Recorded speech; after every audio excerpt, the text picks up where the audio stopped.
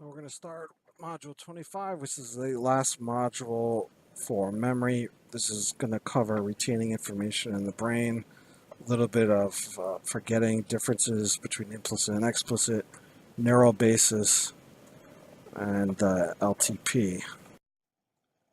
So as I mentioned, we'll be going through explicit and implicit again, reviewing that, talking about flashbulb memories, which are a really interesting phenomenon, and then a little bit about the biological basis of memory, which is LTP. So memory is not like a computer. It's not like a hard drive. The brain's long-term memory storage does not get full. It is elaborately rewired and interconnected, so there are a bunch of networks that are distributed throughout the entire brain. It's not that one area of the brain is responsible for certain memories, another area of the brain is responsible for different memories. Memories are distributed throughout the entire brain, and we know this by doing MRI studies.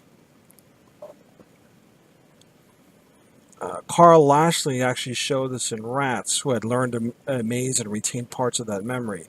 So what he did was, in rats, he took out parts of the brain after the rats had learned the maze, and the rats still had the memory, even though large parts of the brain were removed. And this shows that memory is a distributed process across the entire brain rather than a local process that affects only regions of the particular brain. So if memory is stored throughout the entire brain, how does it get there and how do we retrieve it? Well, we know there's a difference between implicit and explicit memory systems. And when emotions get involved, then certain other brain structures that are involved in emotion, like the amygdala, also come online and mark certain memories as being more important and quicker and easier to retrieve. And storage or formation of memory occurs how neurons link to each other. And there are changes in the ways the neurons link to each other or connect. There are biological changes, and this process is known as LTP that I'll talk about later on. So explicit memory deals with memory that you can verbalize. So facts of particular events, details of your life. And explicit memory is also known as declarative memory, and it's controlled by the hippocampus and also the frontal lobe.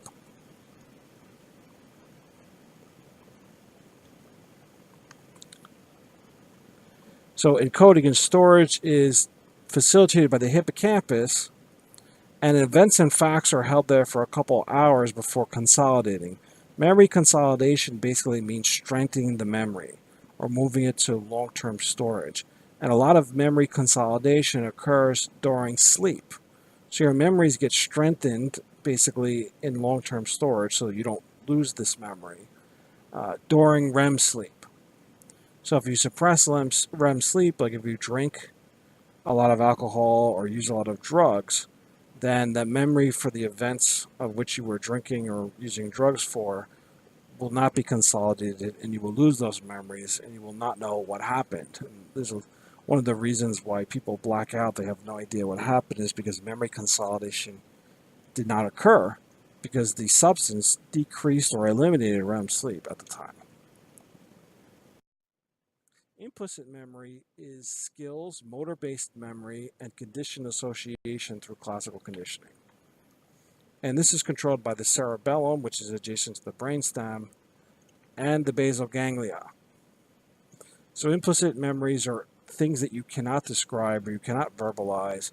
They are actions, they are motor skills, they are procedures, like playing the piano, playing a sport. These are motor-based skills.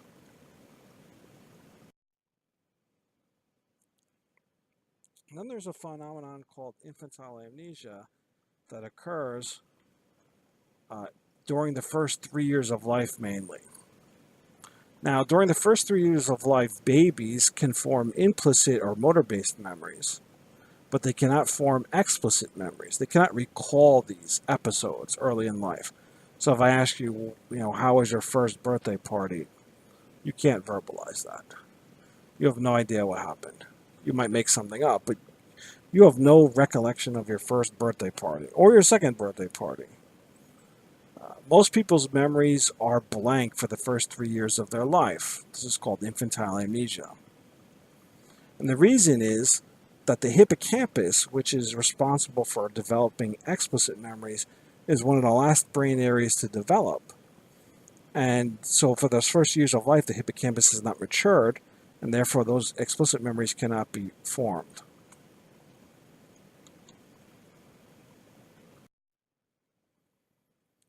Flashbulb memories. This is what happens when memories interact with emotions. And this generally happens when you're exposed to a traumatic event or a very stressful event, such as 9/11. So during 9/11, if you were alive for 9/11, you would probably have a very strong recollection of what happened. It was a very, very stressful event. It was almost impossible to wrap your mind around. You have no idea how it happened. It doesn't make any sense to you. And you remember exactly what was going on. I remember that I was traveling and it was between 8:30 and 9 o'clock in the morning. And I heard about it on the radio. And it was just kind of like total disbelief. Like, it didn't make sense. A plane has struck into a building and they were saying it was an accident. And then another plane struck into the other tower. And then we knew that we were under attack. And the first thing I thought of was that my cousin is in the World Trade Center, works in the World Trade Center for the Port Authority. And, did she get out? And I had known a few other people that had been working in the World Trade Center and what was going on there with them. And so the first thing I did was, call my cousin, and no one was able to get in contact with my cousin. She wasn't answering her cell phone. She wasn't answering her home phone. What was going on? Was she stuck in one of the towers and couldn't get out? And this memory is very strong, as if it was almost like yesterday. You can sort of go back and relive this event. And the fact is, she called in sick, and that was amazing. And she actually had called in sick for the first World Trade Center bombing in 1993 as well, which, goes to figure either she's taking a lot of sick days all the time or she is one of the luckier people in the world. But she had called in sick and she was safe, and that was great. But some other people did not get out of the tower. And of the people that did, I know one person that did get out of the tower, and his life has just been completely wrecked. And he has serious PTSD from it. And you can't talk to him about the horrible things that he sees. He won't even talk about it. He just likes to drink and forget about it. And and this is 16 years later and it's still going on. So it had a very, very strong effect on him. And 9/11 was just one of these things that you can't get out of your mind. You can remember so clearly. You remember the crisis. You remember what the president, George Bush, did. You can remember the look on his face when he found out about it, when he was, reading to those elementary school kids. He was in a school at the time, and this look on his face was just etched in your mind, right, of what happened. And if you talk to your parents or relatives, older relatives, they may remember the assassination of John F. Kennedy or, Martin Luther King, where these were such visible events and they shook the entire country. And people remember that as if it was yesterday, as if they are reliving it. I remember the Challenger accident in 1986. I believe it was 1986, where they were going to put the first teacher in space, and they were broadcasting and they made a big deal about it, and it was around noon Eastern time. And I was having lunch and I was watching on TV because it was all on every channel, the Challenger launch. And they showed the rocket go up in the air and just explode in the air. And the people on TV were just, their jaws dropped in disbelief. It was something they couldn't register. So flashbulb memories, very strong emotional memory. Intense events that become almost burned in to your mind, that you can't forget it. And so people think that these flashbulb memories are so strong, so they have to be accurate, but that's not the case. Flashbulb memories are very strong memories. They feel as if they just happened. And you're convinced that these series of events happen the way that you can remember them, because how could you have such a strong memory and be wrong? But in fact, flashbulb memories are inaccurate. They're not as accurate as they feel. Memory is malleable. Memory is not accurate. It's not like a computer recording something. We reconstruct memories, and we make errors in memory. Even when we try, we're not trying to deceive someone. We're trying to be accurate. We make errors. And the same thing happens with flashbulb memories. Now, vividly strong information about danger may have helped our ancestors survive. So that might be one of the reasons why we have flashbulb memories, but they're still erroneous. And in the case of eyewitness testimony, you may say, I saw my rapist, I saw my assailant, I know who they are. How could I forget their face? How could I forget who they are? But you're wrong. A lot of times you're wrong. You may pick the person out of the lineup, and you pick the wrong person. And you're 100% confident that this is the person that committed the crime, that raped you, that assaulted you, that tried to kill you. But you picked the wrong person out of the lineup. And you don't think it's the wrong person, but you picked the wrong person. So innocent people have gone to jail because of flashbulb memories and problematic eyewitness testimony, where the eyewitness says they remember, how could they forget it? But they're wrong. And they put the wrong person in jail, and they lived their life that way for how many years? And until DNA came along in the mid to late 90s, innocent people were being put in jail at a pretty high rate. And they were living their life sentences in jail for crimes they didn't commit. And you'll see that with the case of Ronald Cotton, which I'm going to show you, which is a very powerful case of a man that was accused of raping a woman and put in jail when she was wrong about the rapist. And she actually convicted him 2 or 3 times before realizing she had made a big mistake. And it was just a horrible, horrible experience, being put in jail for a crime he didn't commit. So you'll be seeing that in this module as well. So how are flashbulb memories formed? How does intense emotion cause the brain to form intense memories? Well, emotions trigger stress hormones, mostly cortisol, which is the primary stress hormone. These hormones trigger activity in the amygdala, located next to the hippocampus. And the amygdala and hippocampus start working together. And while they work together, they engage the frontal lobes and the basal ganglia to label or tag the memories as important, so that you have relatively quick access to these memories. So these flashbulb memories are always available to you. It doesn't take much to retrieve them. So you're not suffering any retrieval failure here. And just because it doesn't take much to retrieve them doesn't mean that they're accurate. Right? You may say, well, I can remember it like it was yesterday. I remember it like it just happened to me. And you may feel that it's accurate, but in reality, you're wrong. You're constructing your memory and you're making errors. You're getting it wrong. Just because it feels like it's happening right now doesn't mean it's 100% accurate. Traumatized people can suffer PTSD, and they may have flashbacks, and they may go back to almost feeling like they're in the traumatic situation and reliving it, and talking about vivid details about exactly what's going on. And even though they feel like they're reliving the event, they can still make errors in what exactly happened during the event. Because memory is a construction. It's not a hard drive. It's not a computer. It's a human brain, and a human brain can make errors. We're not perfect. And unfortunately, the errors that we make in memory, in the case of our criminal justice system, they have big implications. And the whole criminal justice system doesn't understand that people are prone to errors. They think people are going to tell the truth. And they are actually trying to tell the truth. But just because you're trying to tell the truth doesn't mean you're actually telling the truth. And so eyewitness testimony in this country needs to be radically overhauled and made much better than it is currently.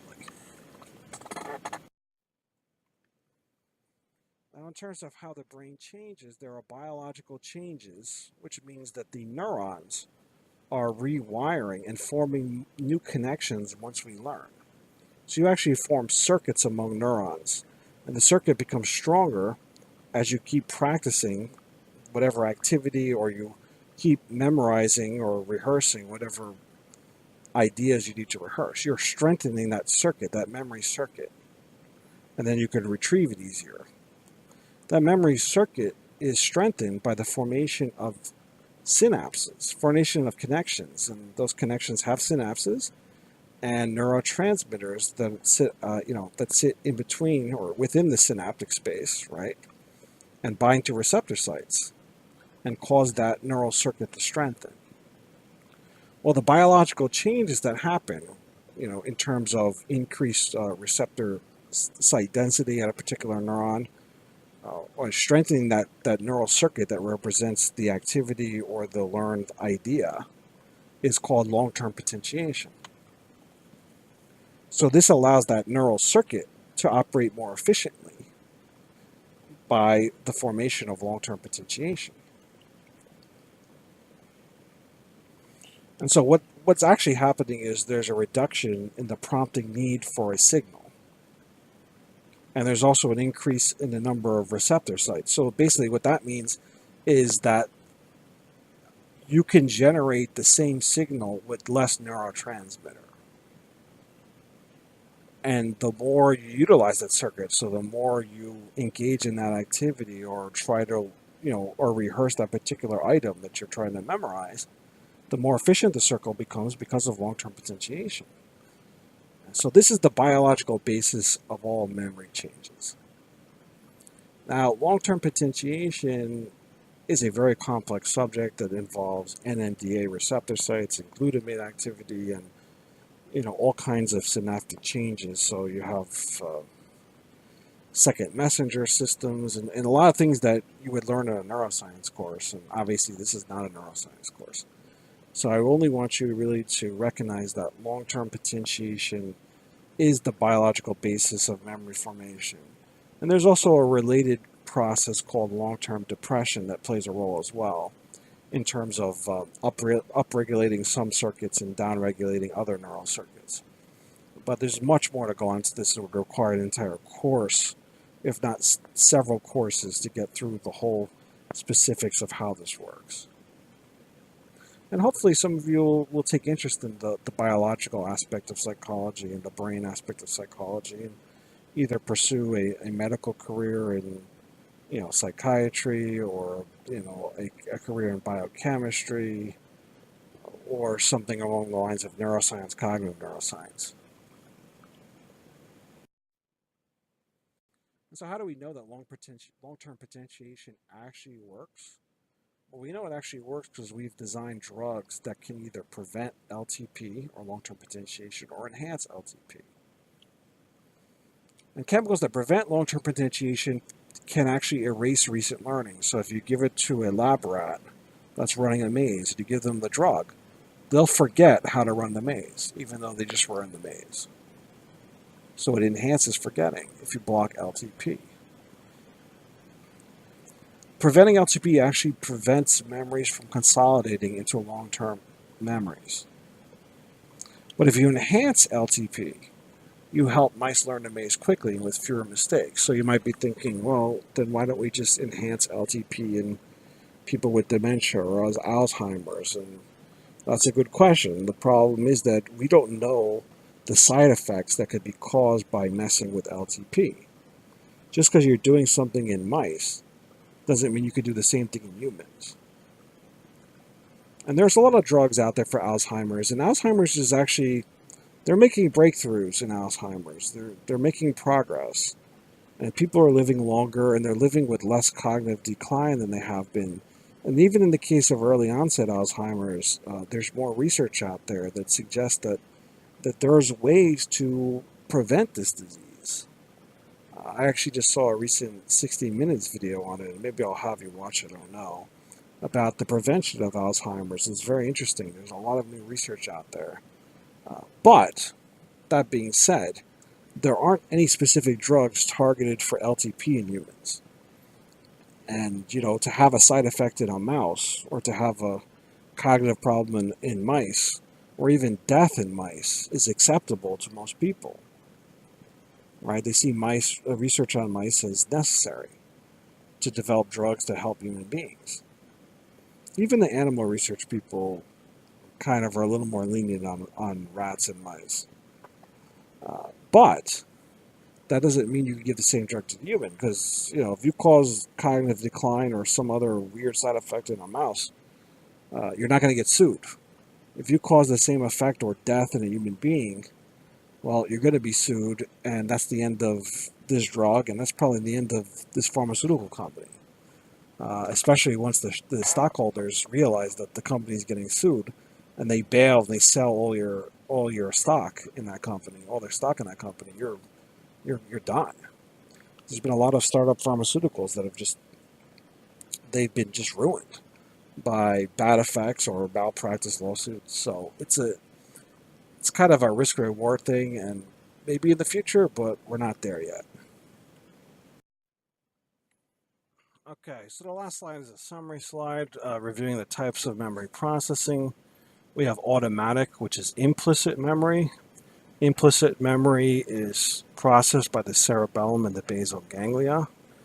An implicit memory can refer to motor-based memory, like riding a bike, or classical conditioning of responses. So your reaction in the dentist's office when they say, "Oh, this isn't going to hurt," and you jump out of your chair. That happens time and time again. Or your memory can be effortful or explicit, which is also known as declarative memory. This is conscious as in nature. It's processed by the hippocampus and the frontal lobe. And this generally refers to facts and general knowledge, anything that you can verbalize, or some kind of event that you remember and experience. So you have implicit and you have explicit, and you also have the flashbulb memory, which is an explicit memory, but it's a special explicit memory because in the flashbulb memory, it's extremely powerful emotional memory when the hippocampus and the amygdala work together in the presence of an extreme stressor and forms a memory that gets kind of priority.